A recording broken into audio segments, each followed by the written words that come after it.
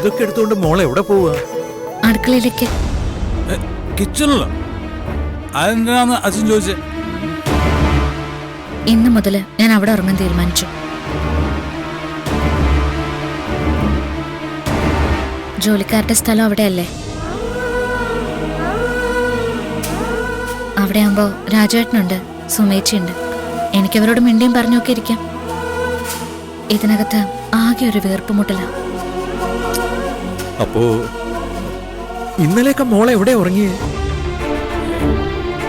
ഇന്നലെ may be മുറി തന്നെ ആയിരിക്കും, അല്ലേ മാലിനി? മോളെ, രാജുവും സുമയും അടുക്കളയിലാണ് ഉറങ്ങുന്നത്. പക്ഷെ നിന്റെ സ്ഥാനം അവിടെയല്ലല്ലോ.